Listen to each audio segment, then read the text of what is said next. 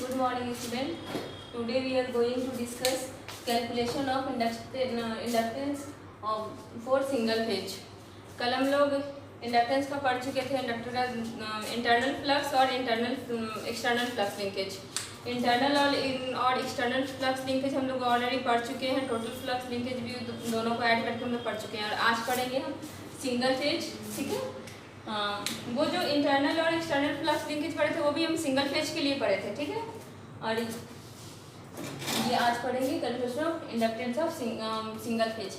हम single phase में जो है हमारा in single phase configuration there are two conductor. यहाँ पे सिंगल फेज कॉन्फ़िगरेशन में दो कंडक्टर होता है। ठीक है, वन होता है फेज जिसको हम वो कंडक्टर, और एक होता है न्यूट्रल रिटर्न कंडक्टर। यहाँ पे जैसे आप डायग्राम देख रहे हो, ठीक है, तो ये दो कंडक्टर हमने ले लिया, इसका रेडियस हमने R1 लिया है और इसका रेडियस R2, दोनों का रेडियस R1 और R2। और इसका डायरेक्शन से आपको पता चल रहा है कौन है वो कंडक्टर, कौन फेज है, कौन न्यूट्रल है। ये जो हमारा डायरेक्शन है ये जा रहा है कंडक्टर के अवे जा रहा है, ये कंडक्टर की ओर आ रहा है ना, तो ये IB, तो ये है हमारा न्यूट्रल, ये अंदर की ओर आ रहा है। बस इसमें कुछ डिफरेंस नहीं है, बस डिफरेंस सिर्फ इतना है कि ये हमारा फेज है और ये neutral. In most cases radius of both conductor is same, also same material. देखो क्या होता है कि सेम जो है हमारा ज़्यादातर केसेस में सेम हमारा रेडियस होता है, इसलिए हम यहाँ पे रेडियस जो होता है हम सेम ही लिए हैं, दोनों का सेम, जो R1 का वैल्यू होगा वही R2 का वैल्यू होगा। और ये दोनों के डिस्टेंस को हम D बोले हैं। ये फर्स्ट जो हमारा कंडक्टर R1 जो है, दोनों के कंडक्टर के बीच का डिस्टेंस हम स्मॉल d लिए हैं। ठीक है, दोनों के सेंटर से, यहाँ पे हमने यहाँ पे लिख दिया है कि दोनों स्पेस्ड इन d। ठीक है, अब इंडक्टेंस का फॉर्मूला होता है L = ψ/I। तो यहाँ पे क्योंकि हम इसकी बात कर रहे हैं, A मतलब क्या है, इस कंडक्टर की बात कर रहे हैं, तो यहाँ पे हम ऐसा इसको लिख दिए हैं, डिनोट कर दिए हैं L = ψ/I। The flux linkage of conductor A जो है हमारा, उससे फ्लक्स लिंकेज होगा। फ्लक्स लिंकेज क्या होगा, एक्सटर्नल और इंटरनल दोनों होगा। ठीक है, the flux linkage of conductor A due to external flux linkage. ठीक है, तो आगे हम देखेंगे, ये हमारा एक्सटर्नल फ्लक्स लिंकेज है जो कि हम कल देख चुके हैं कि क्या होता है। ये 2 × 10⁻⁻7 I log E, और इसके बीच का डिस्टेंस होता है, और ये होता है हमारा, इसको D माना है। ठीक है, ये और इसका R1, और यूनिट होती है वेबर टर्न पर मीटर में। अब कंडक्टर A में इंटरनल फ्लक्स लिंकेज भी होगा। फ्लक्स लिंकेज ऑफ कंडक्टर है due to internal flux, internal flux के कारण फ्लक्स लिंकेज होगा, तो उसका हम कल पढ़ चुके हैं, 12I × 10⁻⁻7 weber turn per metre.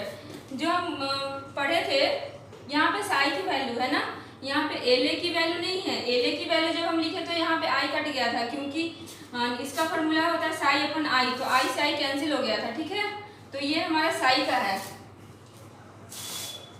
तो इससे कंफ्यूज नहीं होना है कि वहाँ पे I नहीं था और यहाँ पे I है।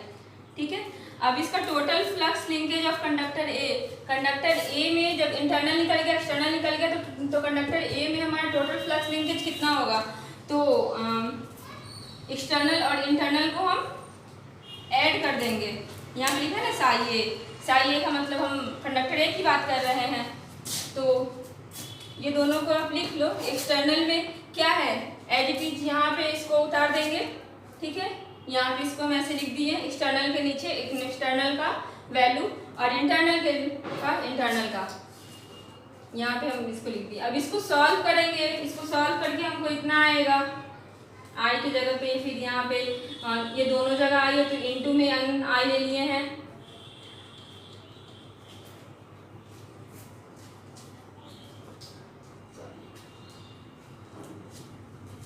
0.5 into 2 log E d upon R1 into I into 10⁻⁻7 weber turn per metre. इसका जो होता है हमारा यूनिट होता है वेबर टर्न पर मीटर। ठीक है, इतना हम इसको सॉल्व कर लिए, ये दोनों को ऐड करके हमको इतना आ गया। अब total inductance of conductor A, अब ये तो हमको मिल गया है साई ए, इसका फॉर्मूला होता है, हमको ये मिल गया है। ठीक है, अब हमको इसमें वैल्यू पुट करना है, तो अब हम इसमें वैल्यू पुट करेंगे। Total inductance of conductor total कितना होता है, ठीक है, यही हम इसको पुट करेंगे। तो यहाँ पे जो भी वैल्यू है हम इसके जगह पे लिख दिए हैं, नीचे आई लिखे हैं, यहाँ आई लिखे हैं, तो आई से आई यहाँ पे कैंसिल हो जाएगा। अब हम आगे की कैलकुलेशन देखते हैं कि आगे क्या कैलकुलेट होके एले क्या मिलता है। ठीक है, ये जो पूरा है हमारा वो पूरा कैलकुलेशन, ये पूरा मैथ्स है। मैथ्स आप लोगों को ऑलरेडी आता है, बस ध्यान में हमको फॉर्मूला रखना है कि साई ए है तो साई ए ही नहीं हो जाएगा। हमारा फॉर्मूला जो होता है मेन वो L equal to psi A upon I A है, तो ये थोड़ा सा ध्यान में रखना है।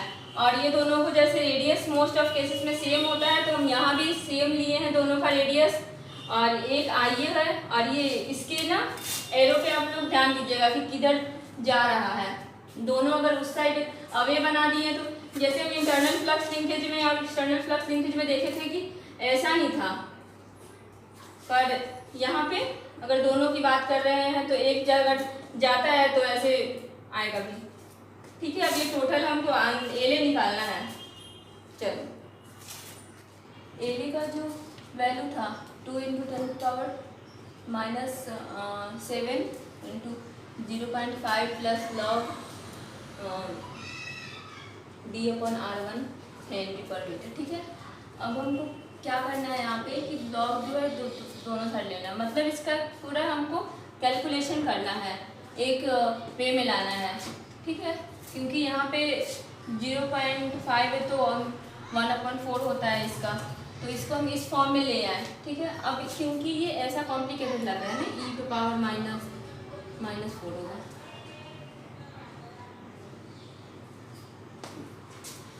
The product of R R1 it means ये बोल सकते हैं हम इसको, इसका मतलब होता है green mean radius. Green mean radius क्या होता है? ग्रीन मीन रेडियस यही होता है GMR। ये हमारा है R1, R2 जो है वो GMR है। सेल्फ जो डिस्टेंस होता है वो होता है GMR, और वो होता है म्यूचुअल जो होता है वो D होता है। GMR और GMD होता है, GMR और GMD।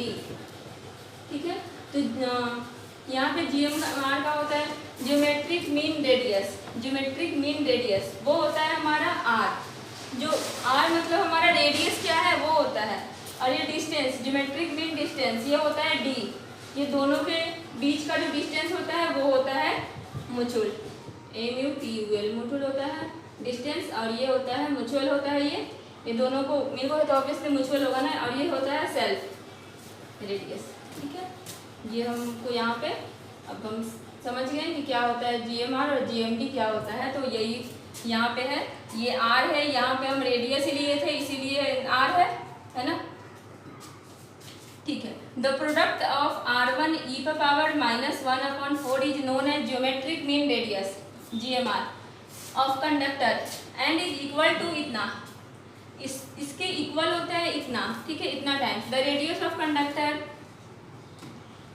कंडक्टर के रेडियस। ठीक है, let it be represented by, इसको ऐसे हम रिप्रेजेंट करते हैं R1 डैश इसको रिप्रेजेंट कर सकते हैं। ठीक है, क्योंकि यहाँ पे R1 है इसलिए R1 डैश, यहाँ पे R2 डैश भी हो सकता है, R डैश होता है यहाँ पे 1 2 अपने sequence in where R1 dash equal to इतना R1 होता है। ठीक है, 0.7788 0.77 और 88 R1 ये इसकी वैल्यू होती है। तो यहाँ पे जो है हम ये लिख सकते हैं ना, यहाँ पे जो ये पूरा आया वहाँ पे हम ये लिख सकते हैं, लिख दिए ना। इसके वैल्यू इतना होगा, इससे बेटर है कि हम यहाँ पे इसको लिख दें क्या होता है।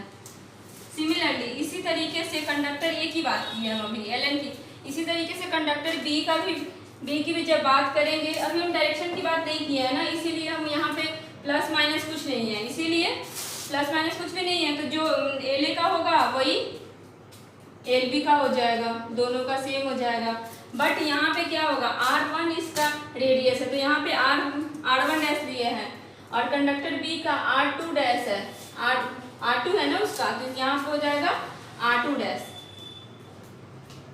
बस यही होगा दोनों का, क्योंकि दोनों का जब हम पहले ही इसमें मेंशन कर चुके थे कि दोनों का डिस्टेंस जो है सेम है, तो इसलिए हम यहाँ पे, और दोनों का ये दोनों का GMD है जो वो है D है, यहाँ D।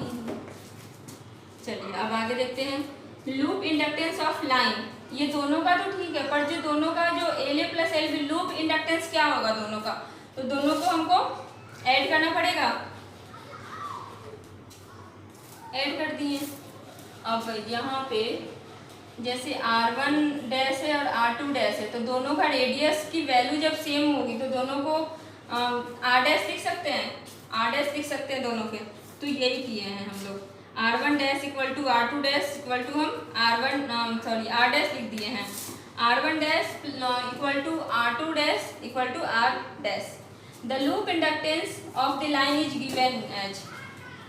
अब दोनों को जैसे कि हम यहाँ पे L1 और L2 को प्लस करेंगे, यहाँ पे 2 है तो इंटू होगा, 2 यहाँ पे कुछ नहीं होगा, 2 एक और इंटू हो जाएगा, 2 एक और इंटू हो गया, 2 इंटू 10 की पावर -7, 2 इंटू 10 की पावर -7 और log E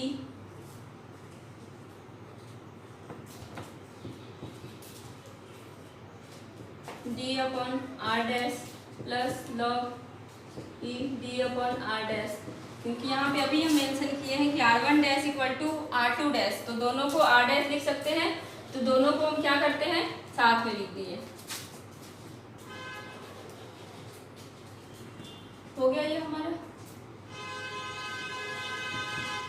यहाँ 4 इंटू 10 की पावर -7 log E हेनरी पर मीटर। ये हमारा जो हो गया हेनरी पर मीटर में हमारा आ गया कि L क्या है, ठीक है, लूप आ गया इसका, जैसे L1 और L2 आ गया है, दोनों क्या है हमारा, दोनों सेम है, बट यहाँ पे रेडियस का डिफरेंस है, दोनों का डिनोशन में डिफरेंस है, दोनों को जो डिनोट किए हैं उसमें डिफरेंस है, रेडियस की वैल्यूज में डिफरेंस नहीं होगा, क्योंकि हम लोग पहले ही ले चुके हैं दोनों का कि इक्वल होता है सेम,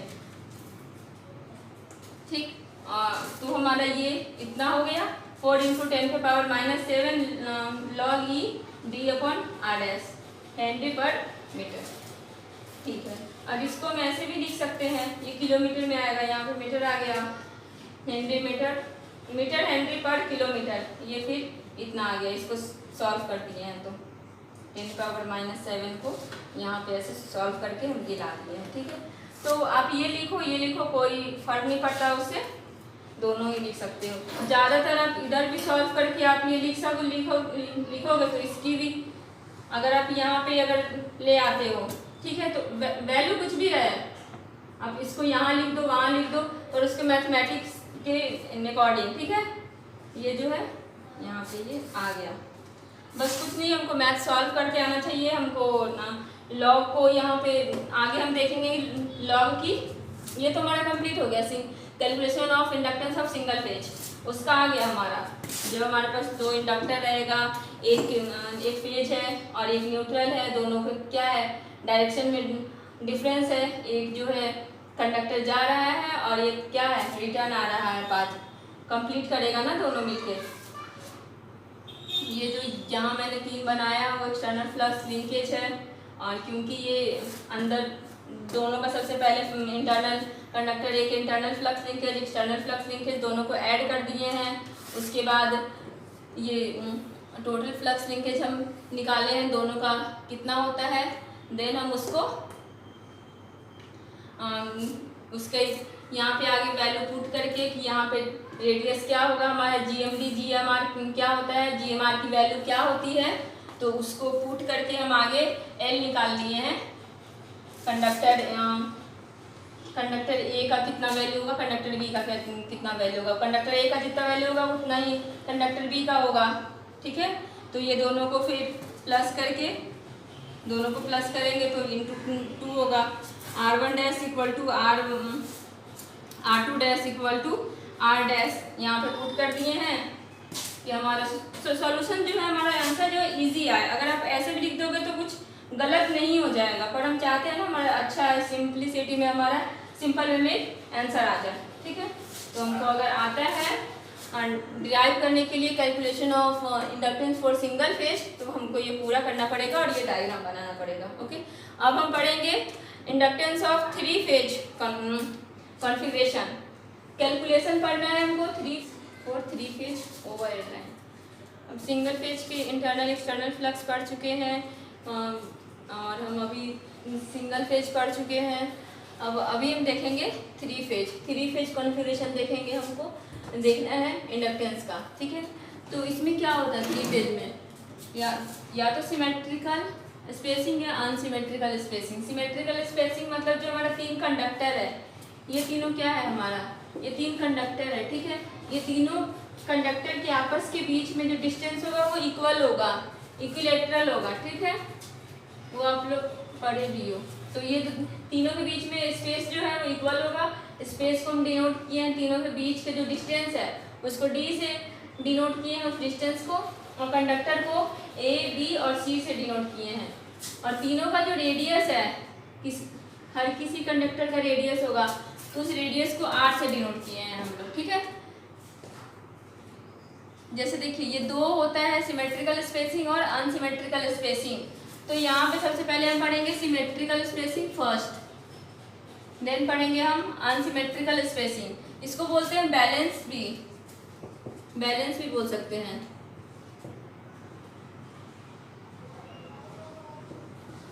बैलेंस्ड स्पेस तीनों का क्या है, बैलेंस्ड है, ठीक है। अब हमारा आता है स्पेसिंग बिटवीन कंडक्टर के बीच का जो स्पेस है उसको हम डिनोट किए हैं डी से, और रेडियस ऑफ ईच कंडक्टर, ये जो तीनों कंडक्टर है इसके बीच का जो रेडियस है इसको डिनोट किए हैं आर से। फ्लक्स लिंकेज ऑफ कंडक्टर, अब कंडक्टर है तो फ्लक्स लिंकेज की बात आएगी। तो फ्लक्स लिंकेज क्या होता है कंडक्टर का, फ्लक्स लिंकेज होगा, ए की बात कर रहे हैं सबसे पहले। तो हमारा ये जो फॉर्मूला जो हमने पढ़ा है उसमें हमको क्या करना पड़ेगा, तीनों, एक बार कंडक्टर ए के लिए, एक बार कंडक्टर बी के लिए और एक बार कंडक्टर सी के लिए, तीनों लिए हैं। और तीनों का फिर हम डिस्टेंस लेंगे कि कितना, इसका क्या डिस्टेंस होगा, इसका जो है हमारा कंडक्टर का। तो देखिए यहाँ पे आई ए के लिए आई ए लॉग 1/DAA उस हमारे कंडक्टर ए के लिए है, आई बी लॉग 1/DAB, और IC के लिए है IC log 1/DAC, ठीक है। ये तीनों में A आया, इसका मतलब यही है कि हमारा कंडक्टर A की बात कर रहे हैं। यहाँ से बात करेंगे इसका कंडक्टर, इसका वैल्यू, ठीक है, इसका, उसके बाद इधर आ रहा है, इधर आ रहा है, ये दोनों का, ठीक है। तो DAA की बात करेंगे, DAB की बात करेंगे और DAC की बात करेंगे, ठीक है। अब conductor DAB equal to DC equal to C, ये क्या होता है कंडक्टर, ये तीनों को जो हम ऐसा बोलेंगे डिस्टेंस से तो ये D ही होगा ना। तो तीनों को हम ऐसा D लिख सकते हैं कि इसका वैल्यू जो होता है इसको D माना है, ठीक है। और DAA इसको हम मान लिए रेडियस है, तो रेडियस को हम R डैश मान लिए हैं, ठीक है, ये मान लिए हैं हम। ये जो हमारा इजी करने के लिए माने हैं, कॉम्प्लिकेटेड करने के लिए नहीं माने, इजी करने के लिए माने हैं। और तीनों का रेडियस यहाँ पे बता चुके हैं कि सेम है, स्पेसिंग डिस्टेंस जो है हमारा सेम है बिल्कुल। अब ये जो हमारा है वैल्यू, इसमें हमको DAA की जगह पे AB की जगह पे DAC की जगह पे हमको यहाँ पे वैल्यू पुट करना है। तो DAA की जगह पे R डैश, R1 नहीं, R डैश लिख दिए, और यहाँ पे DAB की जगह पे D और D की जगह DAC की जगह पे भी D, ठीक है। अब 3 फेज वायर सिस्टम में IA plus IB equal to IA plus IB plus IC equal to 0 होता है। तो हम इसको ऐसे भी लिख सकते हैं क्योंकि ये सिमेट्रिकल है, बैलेंस है, तो इसको हम ऐसे भी लिख सकते हैं IA equal to minus IB plus IC। ठीक है, अब हमको सेम यही कर दिए हैं हम, जैसे यहाँ पे B और C की जगह पे हम IA लिख दिए हैं। ठीक है, IA लिख दिए हैं और यहाँ पे क्योंकि D है, डिस्टेंस की बात कर रहे थे, D लिख दिए हैं। अब 2 × 10⁻⁻7 IA को बिल्कुल बाहर निकाल दिए हैं, दोनों का इसको कॉमन कर निकाल दिए हैं और ब्रैकेट में है log 1/r minus log 1/d। ठीक है, यहाँ तक हमको समझ में आ गया। अब हमको देखना है कि log का ये फॉर्मूला होता है log m minus log n equal to log, जो हमारे माइनस में है log वो होता है अपॉन डिवाइड में log m/n। ये हमारा m और n का यहाँ पे हम लेट किए हैं वहाँ पे, तो इसका फॉर्मूला होता है log m minus log n का होता है log m/n। तो इस वैल्यू में हम पुट कर दिए हैं इसको, तो ये तो एज इट इज आ जाएगा। हम बात सिर्फ इसकी करेंगे, तो ये 2 × 10⁻⁻7 एज इट इज लिख दिए हैं, IA भी लिख दिए हैं और यहाँ पे माइनस में है तो log लिख दिए हैं, वहाँ पे यहाँ पे log आ गया। ठीक है, और D/r', ये अपॉन में है, यहाँ पे सिर्फ माइनस में है तो अपॉन में है, ये तो अपॉन में है इसलिए ये D/r'। ठीक है, यहाँ तक हमारा ये हो गया। कैसे हमको कैलकुलेशन करना है ये इस फॉर्मूला पे हमको करके यहाँ पे हम ये इसको एले निकाल चुके हैं। ठीक है, अब इंडक्टर ऑफ कंडक्टर A, अब इंडक्टर ऑफ कंडक्टर A की बात कर रहे हैं। ठीक है, सॉरी यहाँ पे साइड होगा। अब इतना इसका वैल्यू आ गया,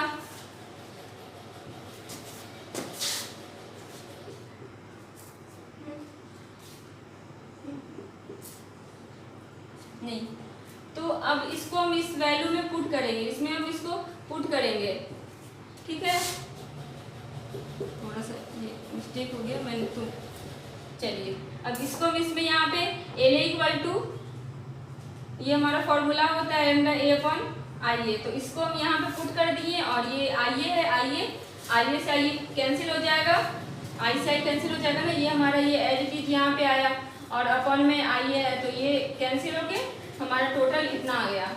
ठीक है, तो सिमेट्रिकल स्पेसिंग का कुछ नहीं करना है हमको, बस हमको सब पता है कि सबका 3 हमारे पास कंडक्टर है, तीनों कंडक्टर का जो है डिस्टेंस जो है वो सेम है, हमारा रेडियस सेम है 3 कंडक्टर का, और हम इसको बस ये हमको ध्यान में रखना है कि DA का R' होता है। ठीक है, R' मतलब माने हैं। ठीक है, और यहाँ पे है D, हो सकता है कि आप इसकी छोटी D ले लो, आप पे डिपेंड करता है, पर ये जो हमारा स्टैंडर्ड जो वैल्यू रहता है उसको लेके हम यहाँ पे बना दिए हैं। ठीक है, इसकी कुछ नहीं है, बस इसमें एक ही फॉर्मूला है, वो यही पे यहाँ पे log का वो हुआ है use, log m minus log n का इक्वल टू होता है log m/n, बस यहाँ पे आ गया, बस हो गया। तो ये हमारा हो गया, अब कंप्लीट होता है सिमेट्रिकल स्पेसिंग। अब पढ़ेंगे हम अनसिमेट्रिकल स्पेसिंग। हम सिमेट्रिकल स्पेसिंग में हमारे क्लियर हो गया है कि इसकी डिस्टेंस, इसका जो स्पेसिंग है वो इक्वल है, पर अनसिमेट्रिकल में ये इक्वल नहीं होगा, अनसिमेट्रिकल में इक्वल नहीं होगा। चलिए अब हम देखेंगे of inductance for 3 phase overhead line for unsymmetric spacing. हम सिमेट्री के लिए ऑलरेडी हम देख चुके हैं कि जब ये तीनों कंडक्टर जो सेम डिस्टेंस पे रहेगा तो क्या होगा उसका वैल्यू। ठीक है, अब देखना है हमको अनसिमेट्रिक स्पेसिंग। जैसे कि आप यहाँ डायग्राम में देख सकते हो कि तीनों जो कंडक्टर इसकी स्पेसिंग सेम नहीं है, ये A और ये B कंडक्टर है और यहाँ पे ये C कंडक्टर है। ठीक है, ये दोनों डिस्टेंस को D1 to D23 और D1, क्योंकि ये A और B के बीच में है इसलिए 1 2, और ये डिस्टेंस B और C के बीच में इसलिए 2 3, और ये C और A के बीच में इसलिए 3 1। ठीक है, इसको हम नेमिंग कर दिए हैं। अब अनबैलेंस स्पेसिंग और अनसिमेट्रिक स्पेसिंग दोनों क्या होगा, सेम ही है। यहाँ पे भी हम 3 जो हमारे पास कंडक्टर है ठीक है। 3 जो कंडक्टर है उसका रेडियस जो होगा ना, कुछ यहाँ पे आर लिखा हुआ है, यहाँ रेडियस हम सेम माने हैं सबको, ठीक है। देखिए यहाँ पे आई ए, आई बी और आई सी, जब हमारे पास रेडियस सेम है मतलब ये सिर्फ कंडक्टर का स्पेसिंग जो है वो इसका अनसिमेट्रिक है, बाकी इसके अंदर का जो भी है ना वो सिमेट्रिक है। जैसे रेडियस हो गया, ये तीनों का इक्वल ही है। हम लोग कह सकते हैं जब रेडियस ये है तो करंट भी जो I A, I B and I C current flow होगा, ठीक है। कंडक्टर ए में आई ए, कंडक्टर बी में आई बी और कंडक्टर सी में आई सी, तो ये तीनों क्या होगा, इक्वल होगा। हम लोग ये कह सकते हैं कि आई होगा, है ना, तीनों को हम इक्वल टू आई ले सकते हैं जब तीनों इक्वल है तो। और यहाँ पे स्पेसिंग से डिफरेंट है, मैग्नीट्यूड क्या है, डिफरेंट नहीं है। Flux linkage in A is expressed by formula. अब ए में कुछ ना कुछ फ्लक्स लिंकेज होगा, तो उस फ्लक्स लिंकेज को हमको यहाँ पे देखना है, ठीक है। जैसे हम उसमें भी इंटरनल में भी हम फ्लक्स लिंकेज हम निकाले थे, तो यहाँ पे निकाले 2 × 10⁻⁷ और ln d/r निकाले थे, ठीक है। तो उसी फॉर्मूला से बिल्कुल हम यहाँ पे 2 × 10⁻⁷, यहाँ पे आई बी और आई सी डिफरेंट है, इसलिए हम ये तीनों लिखेंगे। आई ए log 1/r1, ठीक है, प्लस आई बी log 1/d12। इसकी जब बात करेंगे तो उसका रेडियस होगा ना इसका, जैसे यहाँ पे लिख सकते हैं d11 डी ए ए जब आएगा डी ए, तो डी ए का हम क्या निकालते हैं, r1, और I B 1/d12, I C log 1/d31।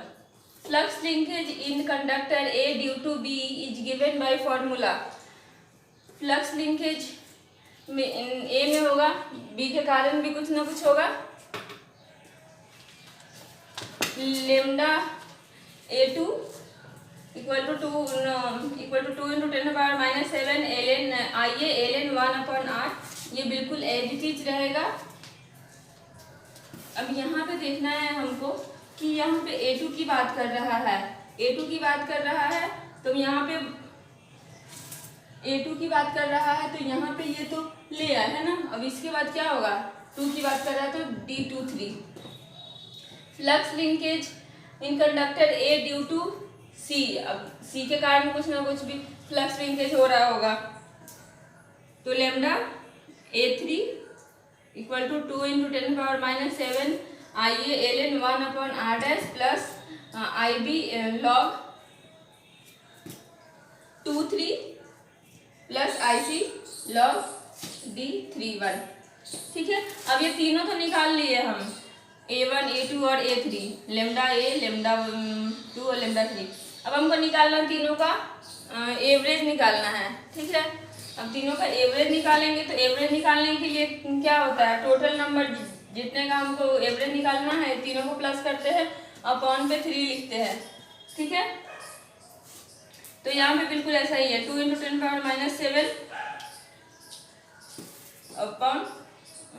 Upon 3 कर सकते हैं यहाँ पे। तो यहाँ पे हम 2/3 ले लिए, × 10⁻⁷ ले लिए, ब्रैकेट में IA ln 1/r', मतलब इसको पुट कर दिए हैं। लेमडा A1 की जगह पे जो हमारा A1 है इसको, प्लस लेमडा A2 की जगह पे, प्लस लेमडा A3 की जगह पे इसको पुट कर दिए हैं। पर हम देख सकते हैं कि लेमडा A1 का जो ये वैल्यू है सब जगह है,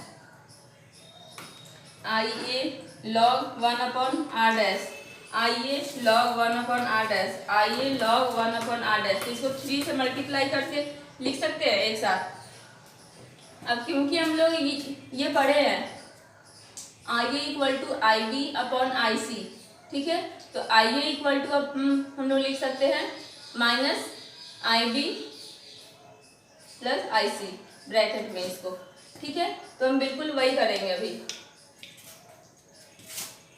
यहाँ पे इसको माइनस ले लिए हैं, IB और IC को, -IA log डी अपॉन यहाँ पे 3 है, यहाँ पे 2 3 है, यहाँ पे 3 1 है, तो D12 आ गया, D23 और D31, ठीक है, ये आ गया हमारा। अब इसका हम फॉर्मूला देखे हैं कि log m minus log n होता है, ये आगे हम लोग सिमेट्रिक में भी इसका यूज किए थे। log n minus log m का होता है log m अपॉन n, जो माइनस में log m माइनस n रहता है, माइनस में रहता है, तो ये क्या आता है, डिवाइड में आता है। तो आगे हम फर्दर इसको डिवाइड करके सॉल्व कर लेंगे, ठीक है। और क्योंकि इसका फॉर्मूला होता है LA इक्वल टू डेल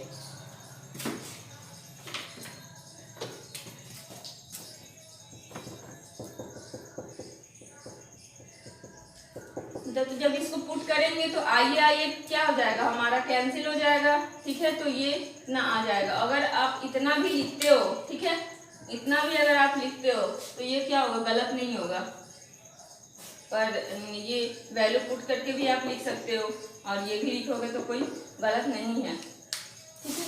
तो ये हमारा कंप्लीट होता है यहाँ पे इंडक्टेंस का फ्लक्स लिंकेज हम पढ़ लिए, internal flux linkage, external flux linkage, total flux linkage पढ़ लिए हम।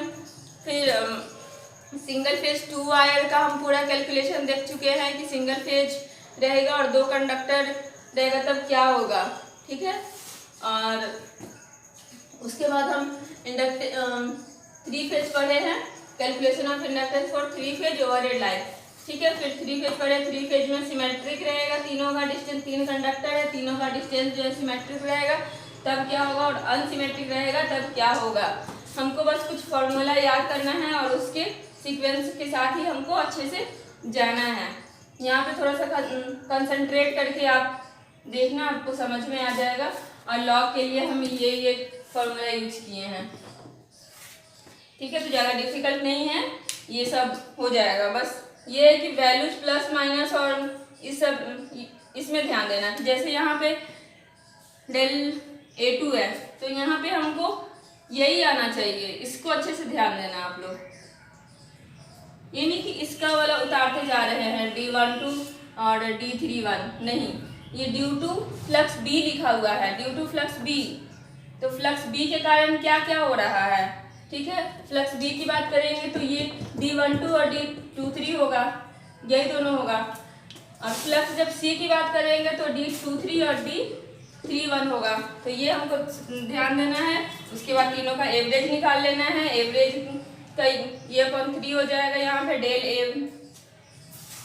A1 plus del A2 plus del A3 upon 3 करके, और ये हमारा क्या 2 × 10⁻⁻7 के अपॉन 3 कर लेंगे। और उसके बाद ये फॉर्मूला हम यहाँ पे ले आएंगे, क्योंकि ये 3 जो है सिमिलर है तीनों में, तो इसको × 3 कर दिए हैं, ठीक है। आगे जब सॉल्व करोगे तो आइए आगे निकाल सकते हो, अदरवाइज यहाँ पे इतना ठीक है। चलिए ठीक है, अब हमारे इंडक्टेंस कंप्लीट हो गया है। अब हम पढ़ेंगे कैपेसिटेंस।